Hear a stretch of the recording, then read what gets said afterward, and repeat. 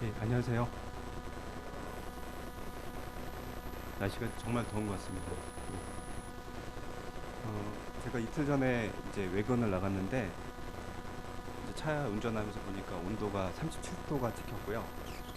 이제 그 바깥쪽으로 이제 보니까 39도까지, 그러니까 아스팔트 열기 때문에 39도까지 이렇게 찍히는 걸 보았습니다. 그래서 제 인생에 있어서 가장 더운 때가 아닌가 이렇게 생각이 들고요.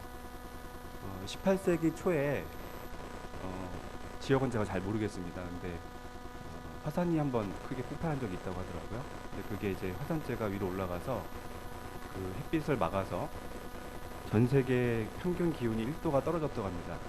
그때 이제 그 여파로 어떤 일이 있었냐면 그해 여름이 사라졌다고 합니다. 그래서 이제 식량이 이제 제대로 이제 수급이 안 된 거죠. 그래서 그것 때문에 유럽이나 여러 나라들이 그 식량 폭동, 정치적으로 여러 문제들이 있었다는 얘기를 이제 들은 적이 있습니다. 그런데 이제 올해 전 세계 평균 기온이 얼마나 올라갔을 것 같아요?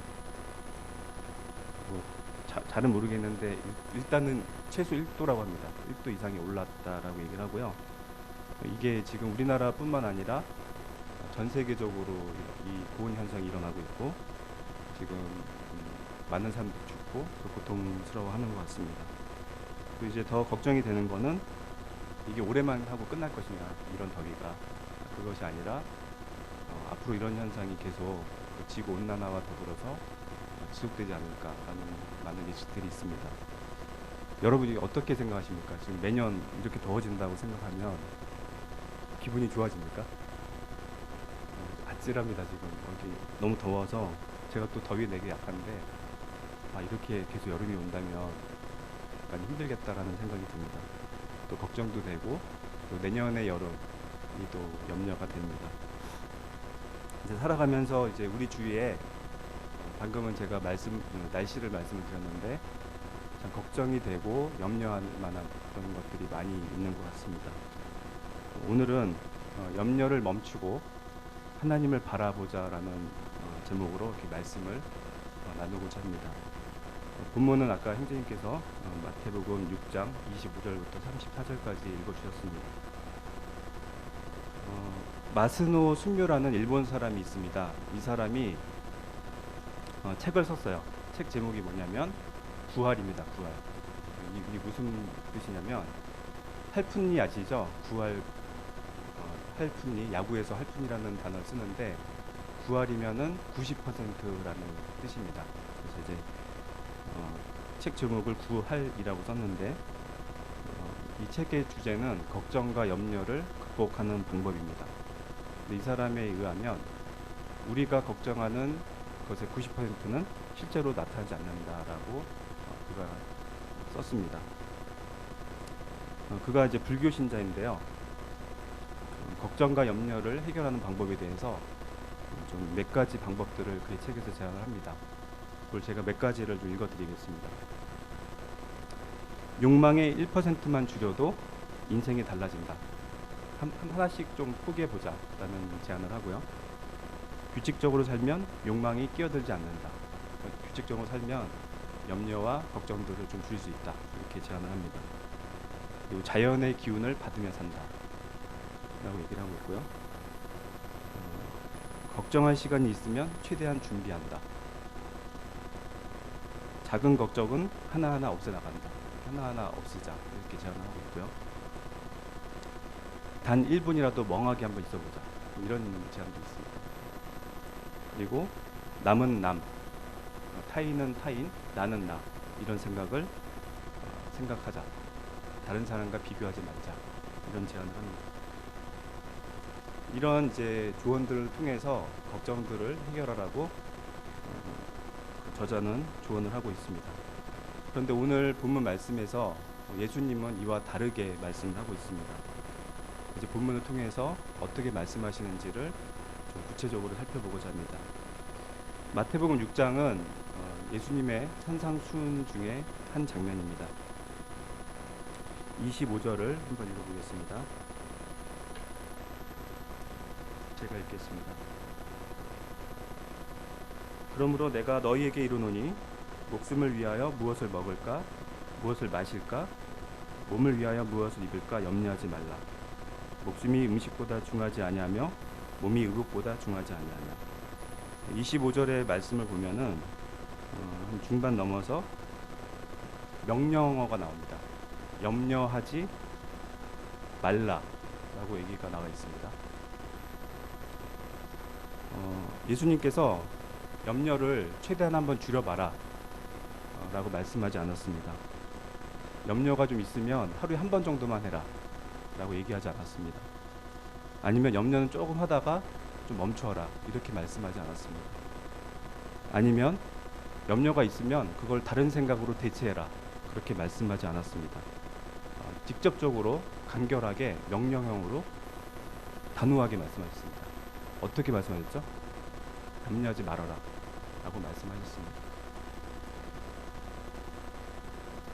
염려는요 원래 영어의 고대 영어를 살펴보면 억제, 억압, 괴로움 뭐 이런 뜻을 갖고 있다고 합니다.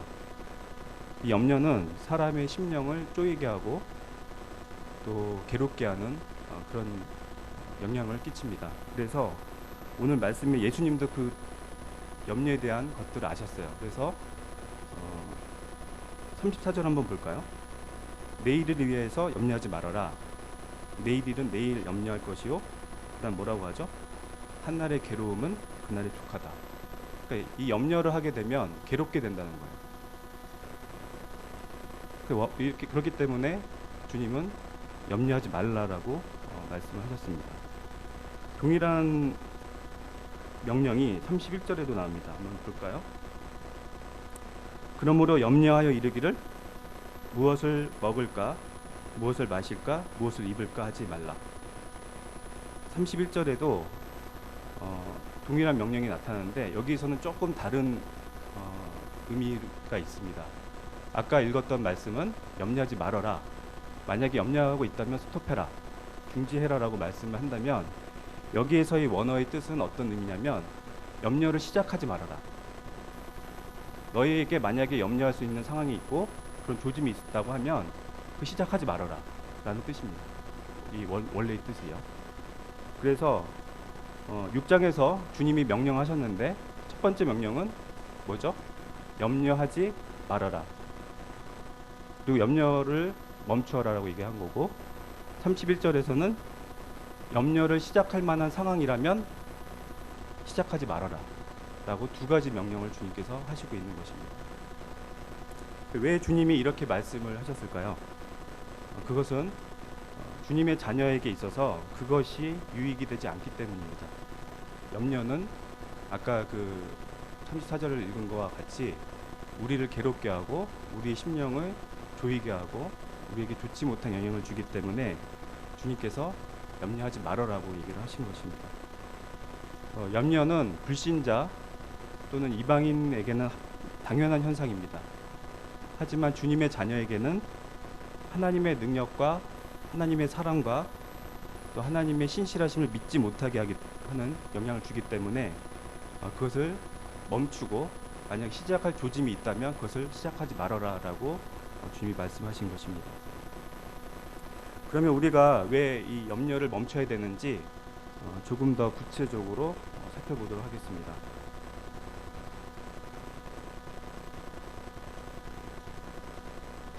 첫 번째는요, 그리스도인에게 하나님 아버지가 계시기 때문입니다. 본문을 보겠습니다. 본문 6장 26절입니다. 오늘 제가 날씨가 더워가지고 새벽에 깼어요. 몇 번을 깼는데 한 5시 정도 되니까 새가 울더라고요. 그리고 제가 몇 주 전에 캐나다를 갔다 왔는데 거기도 한 5시가 되니까 새들이 울더라고요. 그래서 그 새소리가 되게 아름다웠습니다. 그래서 일어나서 먹을 것들을 이제 새들이 먹겠죠. 먹고 이제 그런 모습 보면서 좀 감동이 있었는데 이 더운 날씨에도 새들이 5시 정도에 울면서 하루를 시작하는 걸 보게 되었습니다. 26절을 보시면 새가 등장을 합니다. 주님께서 새를 주목해서 보라고 말씀을 하고 있고요. 그리고 그런 새들을 주님이 직접 챙기신다고 말씀하고 있습니다. 그리고 그들을 친히 기르신다라고 말씀을 하고 있습니다. 그리고 26절을 보시면 한 단어가 등장합니다. 너희 하늘 아버지라는 단어가 등장합니다. 하나님께서 너희의 아버지가 되신다라고 말씀하고 있습니다. 그렇게 말씀하시면서 너희가 새들보다 귀하지 않냐라고 질문을 하십니다. 지난주에 저희 준이가 교회에 처음 방문을 했어요. 지금 어디 간 것 같은데 오늘도 이렇게 동일하게 방문을 했습니다. 이제 내일 모레 이제 화요일날 캐나다로 다시 돌아가게 됩니다. 다들 이렇게 준이가 많이 컸다고 얘기하시고 아빠 닮아서 인물이 좋다고 이렇게 얘기를 하시는데 감사합니다. 제가 봐도 좀 준이가 훈남인 것 같아요. 준이하고 집에 있으면서 제가 이렇게 혼자 있으면서 이제 애를 많이 챙겼습니다. 식사도 준비를 해주고 또 빨래도 하고 또 이제 이번 주에는 치과 가서 치과 진료도 받고 이제 예방 접종이 이제 2년 동안 못 받았기 때문에 예방 접종도 이제 받으러 갔습니다. 식사하다가 이제 제가 요리 실력이 안 되니까 안 되겠다. 준이를 데리고 나가서 먹고 싶은 거 사 먹이기도 했습니다. 이제 회사에 출근했는데 준이가 걱정이 되는 거예요. 그래서 집에다가 수시로 계속 전화를 해서 별일 없냐, 뭐 괜찮냐 이렇게 물어봤습니다. 또 특별히 날씨가 더워서 꼭 에어컨 켜고 입고 나가지 말아라 이렇게 얘기를 하고요. 자주 이렇게 챙겼던 것 같습니다. 만약 저보고 저와 상관없는 아이를 데려다가 키우라고 한다면 며칠은 할 수 있을 것 같아요. 근데 더 이상 제가 지속하지 못할 겁니다. 준이가 제 아들이죠. 그리고 준이에게 있어서는 제가 아버지입니다. 그렇기 때문에 제가 아들에게 좋은 것으로 주려고 노력을 하는 거고 그게 제 노력으로 되는 게 아니고요. 그 자연스러운 것. 아들에 대한 그 마음과 그런 것들 공급하고자 하는 이런 마음들은 본성상 제 가운데 있는 자연스러운 마음인 것 같습니다. 마태복음 7장 9절 10절에 이렇게 기록이 되어 있습니다. 제가 읽겠습니다. 너희 중에 누가 아들이 떡을 달라 하는데 돌을 주며 생선을 달라 하는데 뱀을 줄 사람이 있겠느냐? 너희가 악한 자로도 좋은 것으로 자식에게 줄 줄 알거든 하물며 하늘에 계신 너희 아버지께서 구하는 자에게 좋은 것으로 주시지 않겠느냐? 이렇게 주님이 질문을 하십니다.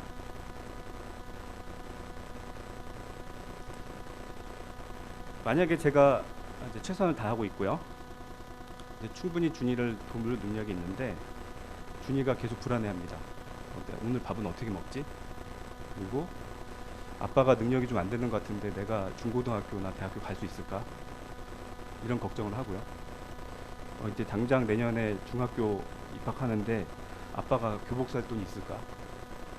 이런 걱정 한다면 어떻겠습니까? 그러니까 제가 만약에 능력이 있다면 그런 걱정은 의미가 없는 걱정이죠. 스스로를 괴롭게 하는 걱정일 것입니다. 제가 준이 입장을 한번 바꿔서 생각을 해봤어요. 준이 입장에서 어떤 때 불안함을 느낄 수 있을까 생각해봤더니 첫 번째는 걔가 아버지의 능력에 대해서 확신하지 못할 때 아빠가 안 될 것 같아. 내가 좀 크면 알바를 해야겠어. 그렇게 생각하는 경우가 있겠고 아니면 준이의 시야 속에서 아버지가 사라졌을 때 아버지가 연락이 안 되는 거예요. 어디 있는지 모르겠는데 행방불명 됐을 때 걔는 극도로 불안을 느끼고 괴로워할 거라고 생각이 됩니다. 주님의 능력은 분명합니다. 우리를 채우고 우리를 공급하시기에 충분합니다. 그런데도 우리가 염려하고 괴로워하고 있다면 그것을 신뢰하지 못하거나 아니면 우리 상가운데서 실제로 역사하시고 인도하시는 하나님의 그 손길들, 하나님의 임재하심들 그것에 대해서 우리가 희미해져 있기 때문에 우리가 염려에 빠진다고 생각이 됩니다. 우리가 상가운데 걱정과 염려에 빠질 때가 참 많은 것 같습니다. 학교에서 그렇고요. 가정에서, 직장에서, 또 인간관계에서, 또 노후를 생각하면서, 또 집 문제로, 여러 물질적인 문제로 염려와 걱정을 하게 되는 것 같습니다. 또 세상 주변의 이야기들을 들으면서 내가 참 미래에 대해서 준비하지 못하고 있구나. 그래서 염려에 빠질 때가 많이 있는 것 같습니다. 이런 염려에 빠지게 될 때 우리는 일반적으로 하나님을 인식하지 못하고 있다고 말씀드리고 싶습니다. 형제 자매님 여러분, 혹시 지금 현재 어떤 염려가 있으십니까? 어떤 걱정이 지금 자기 자신의 마음에 있습니까? 우리가 이 시간 다시 한번 기억해야 될 것은 무엇이냐면 주님께서 우리 아버지라시는 겁니다. 우리를 대충 돌보시는 분이 아니라 주님의 완전한 능력으로 우리를 돌보실 수 있는 그런 아버지라는 것입니다. 그것을 다시 한번 기억해 주셨으면 좋겠습니다. 하나님께서 우리의 아버지이기 때문에 우리는 염려를 멈출 수가 있는 것입니다. 그러니까 우리 삶에 대해서 그 걱정들을 멈출 수가 있는 것입니다. 로마서 8장 32절에 이렇게 얘기를 하고 있습니다. 사도 바울이 이렇게 기록을 했습니다. 자기 아들을 아끼지 아니하시고 우리 모든 사람을 위하여 내주신 이가 어찌 그 아들과 함께 모든 것을 우리에게 주시지 아니하겠느냐. 사도 바울은 이렇게 얘기하고 있습니다. 두 번째로요, 우리가 염려를 멈춰야 될 이유, 두 번째는 우리가 염려하게 될 때 그리스도인의 간증과 능력을 방해하기 때문입니다. 그렇기 때문에 우리가 염려를 멈춰야 됩니다. 마태복음 6장에 대비되는 비교되는 표현들이 좀 등장을 합니다. 먼저 다시 본문으로 가서 19절을 보겠습니다. 너희를 위하여 보물을 땅에 쌓아두지 말라. 거기는 종과 동력이 해하며 도둑이 구멍을 뚫고 도둑질하느니라. 그리고 너희를 위해서 하늘의 보물을 쌓아둬라. 거기서는 도둑도 없고 어떤 해가 없을 거다라고 얘기를 하고 있습니다. 그러니까 보물을 하늘에 쌓아두는 것과 땅에 쌓아두는 비교되는 장면이 19절부터 나오고 있고요. 24절을 보시면 두 주인을 섬기는 것이 합당치 않다. 하나님과 재물을 겸하여서 섬기지 못한다라고 얘기하고 있습니다. 여기서는 하나님을 섬기는 것 그리고 재물을 섬기는 것이 비교돼서 기록이 되어 있습니다. 그리고 33절을 보시면 먼저 그의 나라와 그의 의를 구하라라고 얘기를 하고 있고 33절 전에는 삶의 염려들에 대해서 얘기를 하고 있습니다. 먹는 것, 입는 것, 이방인들이 하는 것을 멈추라라고 얘기를 하고 있습니다. 이렇게 대비되는 표현들이 등장하는데요. 이것의 목적은 무엇일까요? 세상 사람들과 하나님의 자녀의 삶을 비교하기 위해서 주님께서 이렇게 말씀을 하신 것이라 생각이 됩니다. 우리가 세상 사람들과 동일한 염려와 걱정을 한다면 세상 사람들과 전혀 차이가 없는 것입니다. 우리가 염려하게 될 때 주변 사람들은 우리 가운데서 그리스도인의 간증을 볼 수가 없게 되고요. 그리스도인의 능력을 볼 수가 없게 됩니다. 그리고 우리가 염려를 계속하게 되면 우리는 우리 삶 가운데 하나님이 안 계신 것처럼 행동을 하게 됩니다. 그렇기 때문에 우리 가운데 하나님이 함께 하심을 드러낼 수가 없기 때문에 염려를 멈춰야 됩니다. 고린도전서 1장 27절부터 31절입니다. 한번 읽어보도록 하겠습니다.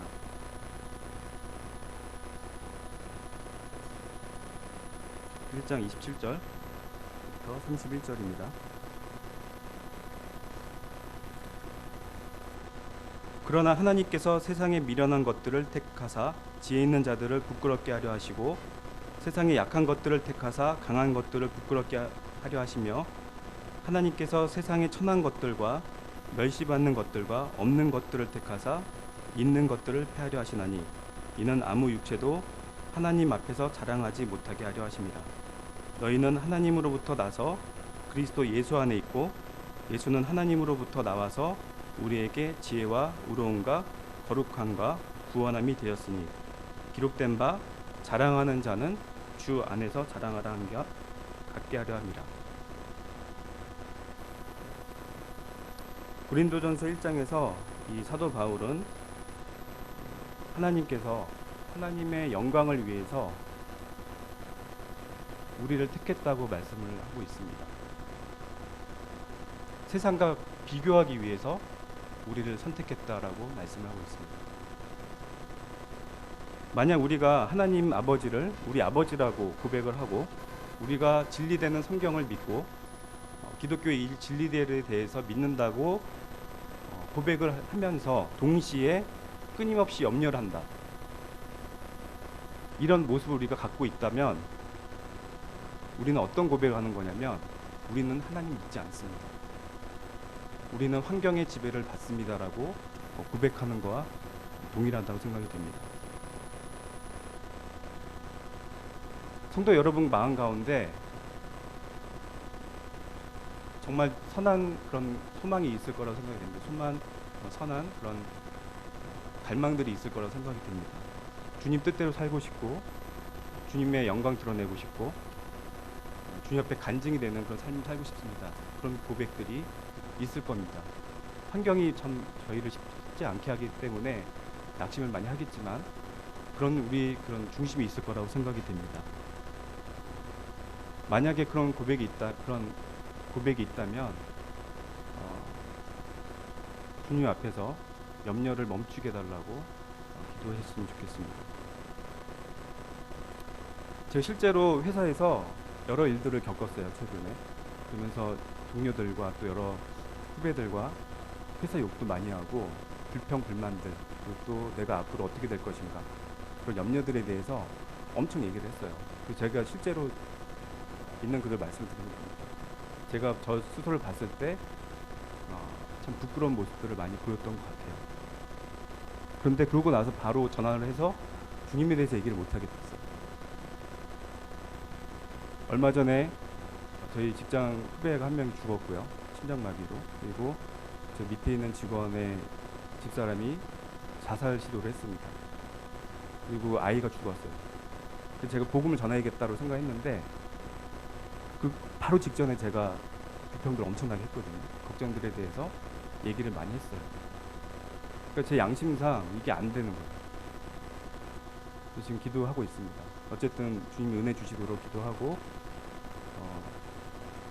지금 직장의 여러 사람들에 대해서 이름을 다시 정리하고 기도 제목을 다시 만들었습니다. 그래서 주님이 은혜를 주셔서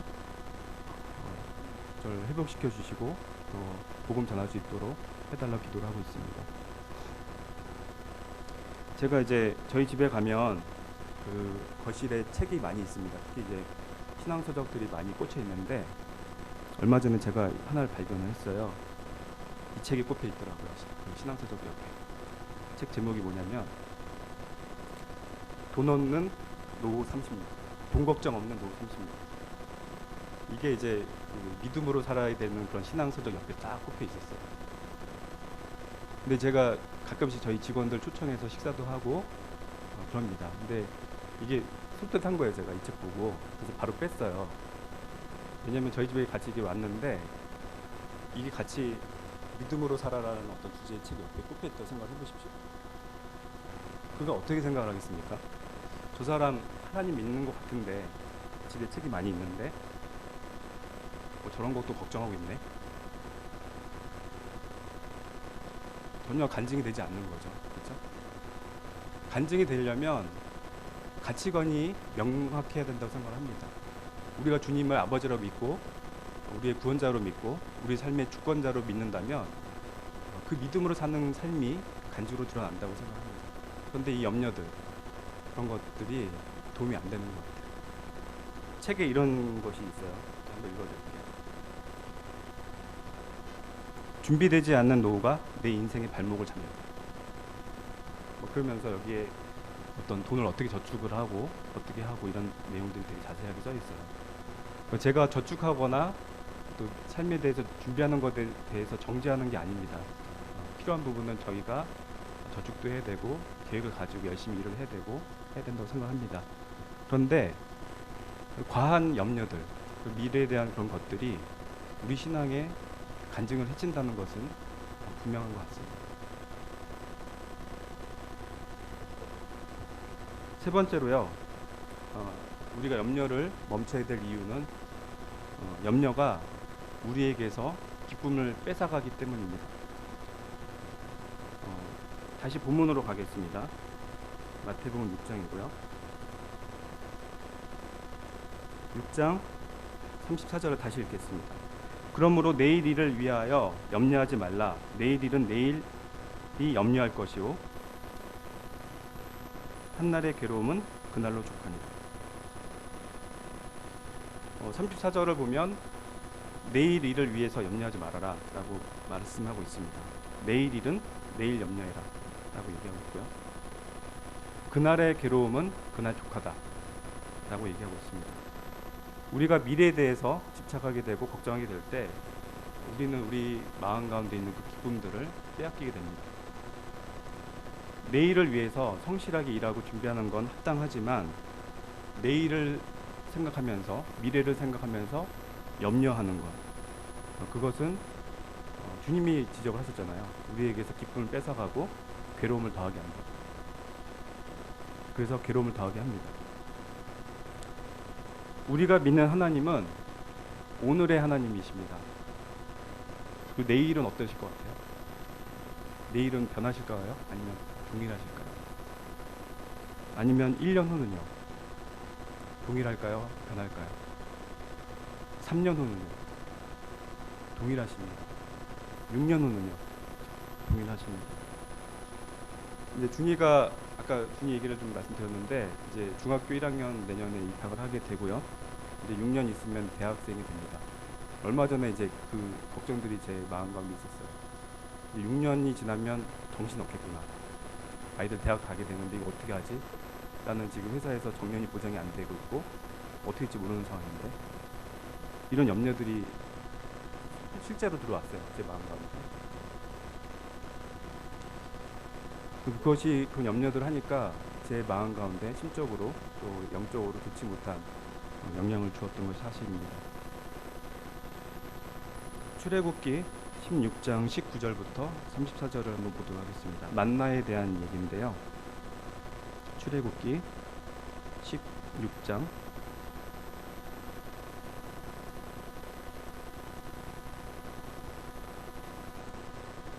19절부터 33절입니다. 구약성경 107페이지 16장 19절에서 33절입니다. 형제님 한 분께서 읽어주시면 감사하겠습니다. 16장 19절에서 33절.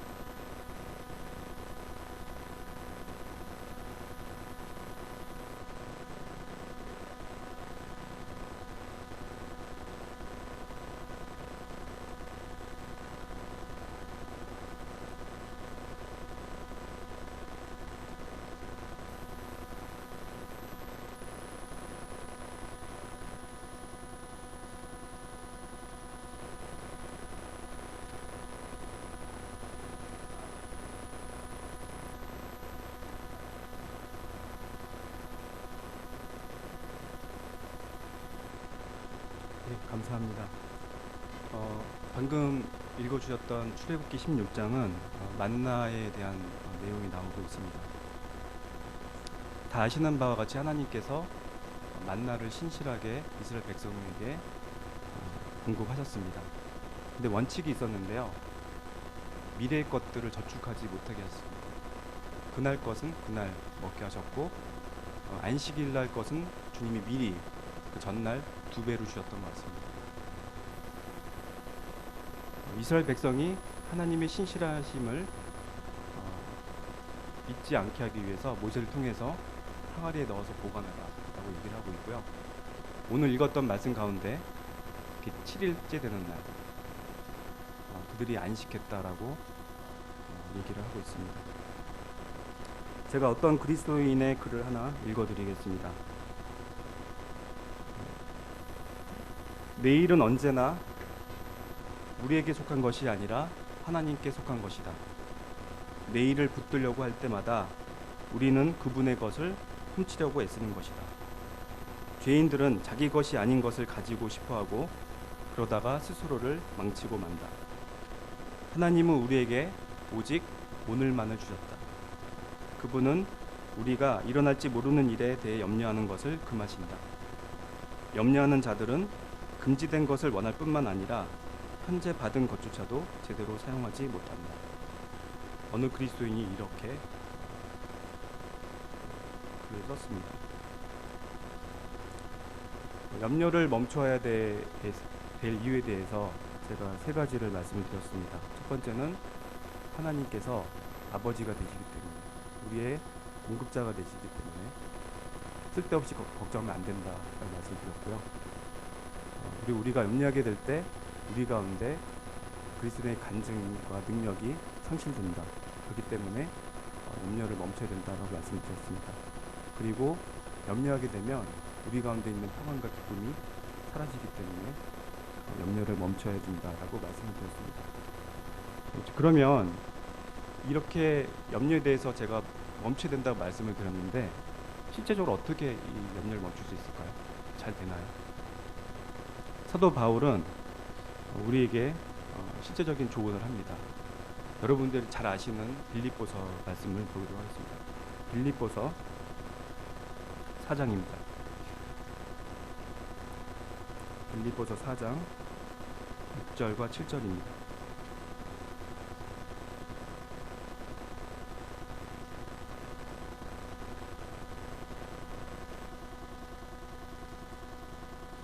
장 6절 7절 다 같이 한번 읽어보겠습니다. 시작. 아무것도 염려하지 말고 다만 모든 일에 기도와 간구로 너희 구할 것을 감사함으로 하나님께 아뢰라. 그리하면 모든 지각에 뛰어난 하나님의 평강이 그리스도 예수 안에서 너희 마음과 생각을 지키시리라. 아멘. 6절 처음에 사도 바울도 동일하게 시작을 합니다. 어떻게 얘기하죠? 염려 좀 줄여라 라고 얘기하지 않죠. 염려하지 아예 말어라 라고 얘기를 하고 있습니다. 그리고 염려 대신에 기도와 간구를 하라 라고 얘기를 하고 있습니다. 기도와 간구, 이것이 실제적으로 우리에게서 염려를 제거하는 귀한 방법입니다. 우리가 주님 앞에 기도하게 되고 우리 모습을 실제적으로 고백드리고 감사하게 될 때 우리는 그 염려로부터 자유로워질 수가 있습니다. 요나서 말씀을 한번 볼게요. 한번 더 찾아보겠습니다. 구약성경 1288페이지입니다.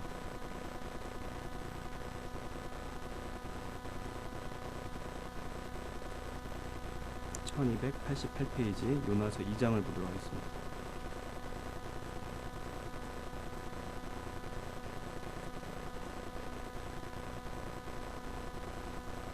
요나서 2장 1절부터 9절을 보겠는데요. 제가 읽도록 하는데 한번 쭉 보시면서 살펴보셨으면 좋겠습니다. 요나서 2장 1절부터 읽겠습니다. 요나가 물고기 뱃속에서 그의 하나님 여호와께 기도했습니다. 이르되 내가 받는 고난으로 말미암아 여호와께 불러 아뢰었더니 주께서 내게 대답하셨고 내가 수월의 뱃속에서 부르짖었더니 주께서 내 음성을 들으셨나이다. 주께서 나를 깊은 속 바다 가운데 던지셨으므로 큰 큰 물이 나를 둘렀고 주의 파도와 큰 물결이 다 내 위에 넘쳤나이다. 내가 말하기를 내가 주의 목전에서 쫓겨났을지라도 다시 주의 성전을 보겠다 하였나이다. 물이 나를 영혼까지 둘러싸우며 기품이 나를 에워싸고 바다풀이 내 머리를 감쌌나이다. 내가 산의 뿌리까지 내려갔사오며 땅이 그 빗장으로 나를 오래도록 막았사오나 나의 하나님 여호와여 주께서 내 생명을 구덩이에서 건지셨나이다. 내 영혼이 내 속에서 피곤할 때 내가 여호와를 생각하였더니 내 기도가 주께 이르렀사오며 주의 성전에 미쳤나이다. 거짓되고 헛된 것을 숭상하는 모든 자는 자기에게 베푸신 은혜를 버렸사오나 나는 감사하는 목소리로 주께 제사를 드리며 나의 소원을 주께 갚겠나이다. 구원은 여호와께 속하였나이다 하니라. 요나의 상황이 어떤 상황인지 아십니까?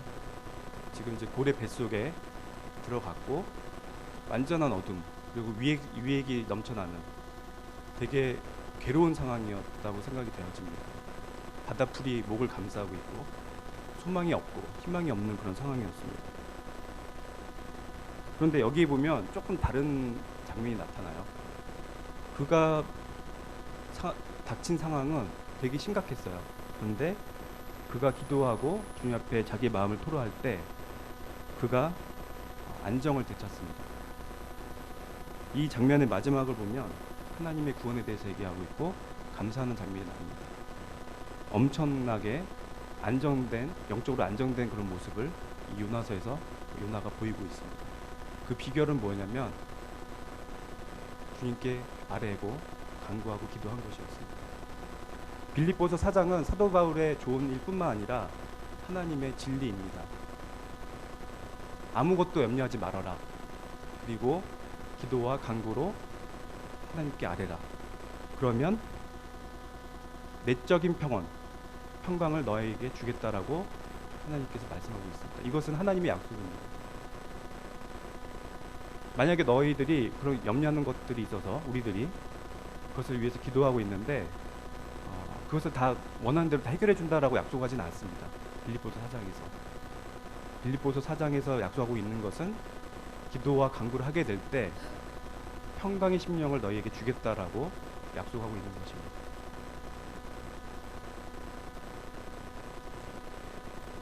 제가 오늘 염려를 멈추고 주님을 주목하라라는 제목으로 말씀을 드렸습니다.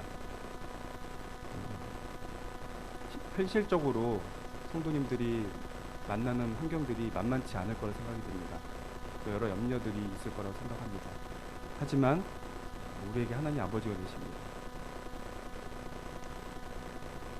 우리가 우리 삶 가운데서 염려하고 있다면 그것을 잠깐 멈추시기 바랍니다. 그 아예 하지 마시기 바랍니다. 시작하려고 한다면 시작하지 마시기 바랍니다.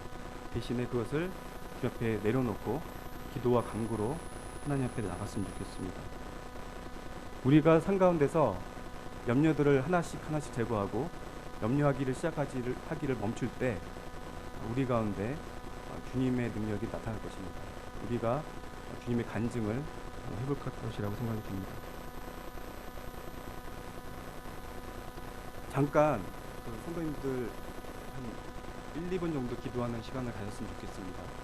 삶 가운데 여러 걱정들과 염려들 다들 있는 것이 있다고 생각이 됩니다. 주님 앞에 그것들 내려놓고 주님 앞에 염려하기를 멈추고 시작하는 것을 멈추게 달라고 기도하시고 주님이 평강의 마음을 달라고 기도하셨으면 좋겠습니다. 잠깐 기도하시겠습니다.